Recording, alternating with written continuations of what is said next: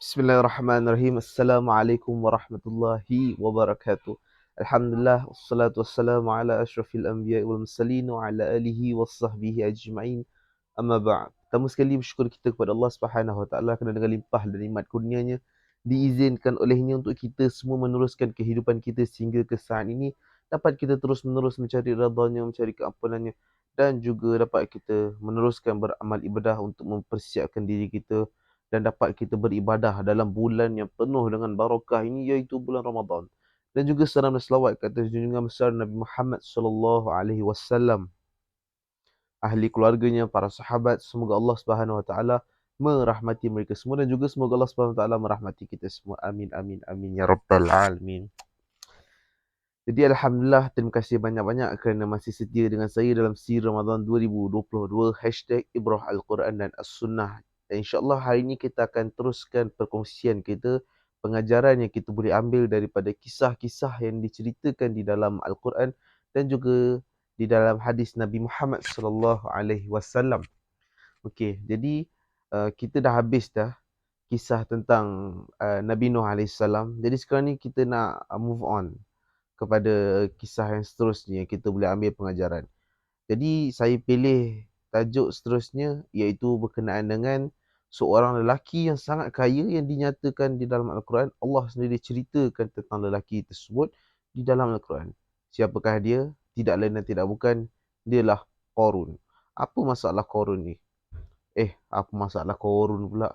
Pertama sekali kita kena tahu dululah Qarun ni macam mana orangnya kan. Jadi pertama sekali, Qarun ni ialah seorang yang sangat-sangat berharta. Dia sangat kaya di dunia ni masa, dan dia ni uh, dia apa? Dia ni daripada kalangan kaum Nabi Nuh. Nabi Nuh pula, maaf. Bukan Nabi Nuh tapi Nabi Musa alaihissalam. Okay. And then ni ada dinyatakan dalam Al-Quran dalam surah Al-Qasas. Kalau kita nak baca tentang kisah Qarun, kita boleh buka Quran dan kita boleh buka surah Al-Qasas dan kita boleh bacalah. Okey. Dan apa yang menyebabkan Qarun ni sampai diceritakan namanya, dimention di dalam Al-Quran. Okey. Pertama sekali kerana harta dia. Harta dia yang sangat-sangat banyak dan sikap dia. Apa masalah dia ni? Sebelum saya cerita masalah tu, saya nak cerita dulu macam mana kekayaan Qarun ni. Qarun ni sangat-sangat kaya sampaikan kunci saja, kunci untuk ke macam orang kata apa? Macam peti besi dia lah kan. Peti besi mana disimpan harta-harta dia semua tu memerlukan beberapa orang lelaki dewasa untuk mengangkat kuncinya sahaja. Jadi tak tahulah macam mana, sama ada kuncinya tu sangat besar dan sangat berat ataupun kuncinya banyak, tu saya tak tahulah. Tapi uh, kita bukan nak cerita, maksudnya bukan secara detail lah, tetapi kita nak ambil pengajaran yang boleh kita dapatkan daripada kisah Qarun ni. Kemudian Qarun ni dia kata apa? Dia kata harta kekayaan aku ada ni adalah disebabkan ilmu dia. Di situ dia silap. Kerana apa? Kerana dia bongkak, dia angkuh.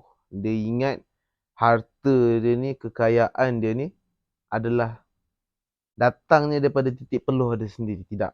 Allah kata tak tengok ke dulu kaum-kaum yang lepas yang telah dikurniakan lebih baik daripada dia? Allah kata kan. Tetapi Qarun ni, macam saya cakap lah, dia sombong. Dan sikap sombong itu menyebabkan di kemudian hari dia mati ditimbus hartanya sendiri. Jadi masalah dengan Qarun ni adalah kerana sikap sombongnya. Adakah Islam melarang kita untuk berharta? Jawapannya tidak. Kita boleh tengok sahabat Nabi sallallahu alaihi wasallam yang kaya raya seperti Abu Bakar, isteri Nabi Khadijah binti Khuwailid yang bangsawan kerana berniaga. Adakah Islam larang berharta? Tidak. Akan tetapi apa yang kita buat dengan harta tersebut, itu yang menjadi sama ada menjadi kebaikan atau akan menjadi masalah kepada kita. Jadi kalau kita tengok bagaimana Qarun ni dengan sikap sombong dia kan, dengan keangkuhannya tu, dia punya belagak tu, jadi itu yang menyebabkan dia memakan diri dia sendiri. Jadi kalau kita nak kaya, silakan, tak ada masalah. Akan tetapi kita berdoalah, moga-moga Allah ni apabila Allah kurniakan kita rezeki yang luas, kita semakin hampir dengan Allah SWT. Tetapi bukan semakin jauh. Kita tak nak jadi macam Korun. Bila dah berharta, kita lupa Allah. Aku kaya ni sebab dulu aku kerja siang malam. Aku kerja sampai tak tidur 2-3 hari. Aku kerja ni sampai dah daripada umur aku 7 tahun ni, aku dah mula kerja dah sampai sekarang. Sebab itulah aku boleh beli kereta mewah, aku boleh beli rumah besar. Aku boleh bagi makan anak isteri aku. Bukan. Kurniaan rezeki ni daripada tidak lain dan tidak bukan Sang Pencipta kita, Allah Subhanahu Wa Taala. Boleh jadi kita kerja biasa-biasa tapi kita mempunyai kekayaan. Kenapa? Kerana macam saya cakap, kekayaan itu Allah yang berikan, bukan kita. Bukan kita usaha, kita akan dapat kejayaan. Memang kita perlu usaha, tetapi rezeki itu Allah yang beri. Macam mana bentuk rezeki Allah nak beri, itu Allah punya urusan. Kita doa, kita usaha. Allah kata itu terbaik untuk kita, Allah akan berikan. Tapi kalau Allah kata ada yang lebih baik untuk kita, Allah akan uruskanlah. Itu kerja Tuhan, bukan kerja kita. Dan lagi satu masalahnya, apabila kita berharta ni, kita kena ingat, kita berharta, harta tu sebenarnya satu ujian. Orang yang kaya ni sebenarnya satu ujian. Bukan orang yang miskin saja diuji, tapi orang kaya yang berharta juga itu merupakan satu ujian daripada Allah SWT. Macam mana rupa ujian dia? Macam Korun. Korun ni dah berharta, apa dia buat? Dia sombong, dia belagak kan. Tapi kalau kita lihat kepada Saidina Abu Bakar, Khadijah binti Khuwailid, harta dia banyak-banyak, dia buat apa? Disumbangkan. Disumbangkan pada agama Islam, jadi agama Islam ni dapat berkembang, dapat disebarluaskan. Itu perbezaan di antara sahabat Nabi SAW, isteri Rasulullah SAW dengan Qarun. Mereka dua kaya, tapi saya tak tahulah sama ada Abu Bakar tu sama kaya macam Qarun ke apa, saya tak tahulah. Tapi nak dipendekkan ceritanya, mereka dua ni, Saidina Abu Bakar dengan Qarun ni, dua-dua ada harta, tapi yang membezakan kedua-dua mereka ni adalah cara mereka menggunakan harta mereka. Abu Bakar ni dia sumbangkan harta dia fisabilillah untuk Islam. Qarun ni dia sombong, angkuh, belagak dan sebagainya. Itu bezanya. Jadi kita boleh ambil pengajaran daripada kisah Qarun ni adalah, apabila kita meminta kekayaan tu, memohon jugalah agar Allah akan mendekatkan kita kepada Allah SWT, walaupun kita dah kaya kelak. Takut menyebabkan harta kita ni kita lupa diri. Itu bahaya. Harta ni memang sangat-sangat berbahaya.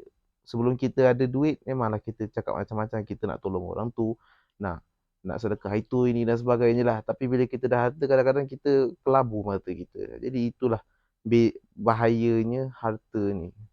Jadi lebih baik kurang harta, jadi kita kurang dihisap di akhirat kelak. Nanti kita ada banyak harta, nanti Allah akan tanya daripada mana sumber harta tersebut, ke mana kita keluarkan harta tersebut. Jadinya pengajaran, banyak kali dah saya cakap ni kan. Jadi pengajaran dia untuk episod kali ini adalah, tak salah nak berharta, tetapi gunakanlah harta kita, kekayaan kita itu yang kita ada, sikit ke banyak ke jalan yang benar. Jadi janganlah kita jadi macam Qarun, kita belagak, tetapi kita baliklah kepada Allah SWT, memohonlah keampunannya. Oleh itu Allah akan murahkan rezeki kita, seperti mana kita dah ceritakan dalam kisah Nabi Nuh AS, dakwah baginda Nabi Nuh AS kepada umatnya, mohonlah keampunan, Allah akan berikan macam-macam.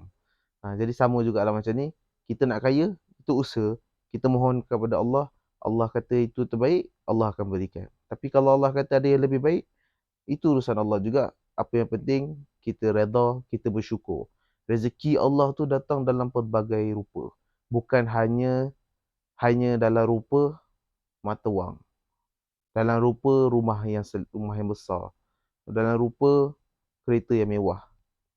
Ada asatizah pernah mengatakan, kadang-kadang orang yang tidur beralaskan batu lebih selesa daripada orang yang tidur di atas katil dan bantal yang empuk. Itulah bezanya orang hati kita ni berbeza-beza. Kita punya nilai kesyukuran kita kepada Allah SWT itu berbeza-beza. Jadi kalau kita cara kita nak bersyukur, kita lihatlah orang yang lebih bawah daripada kita. Yang kita ada di rumah sekarang ni, cuba lihat orang yang rumahnya lebih kecil. Orang kita ada rumah sekarang ni, cuba lihat orang yang tak ada rumah. Kita ada rumah sekarang ni, cuba lihat kepada contohnya saudara-saudari kita yang berada di negara yang berperang sana. Moga-moga Allah selamatkan kita semua. Amin amin ya rabbal alamin. Jadi saya rasa cukuplah sampai di situ saja untuk episod hari ini berkenaan dengan Qarun. Moga-moga Allah Subhanahu Wa Taala mengurniakan harta kekayaan kepada kita dan dapat kita salurkan kekayaan tersebut ke jalan yang benar, dapat kita membantu saudara-saudari se-Islam kita. Amin amin ya rabbal alamin. InsyaAllah, terima kasih banyak-banyak kerana menonton. Jazakumullah khair, barakallahu fikum. Kita jumpa lagi dalam episod yang akan datang dalam siri Ramadan 2022 #Ibrah Al-Quran dan As-Sunnah. Sekian, Assalamualaikum warahmatullahi wabarakatuh.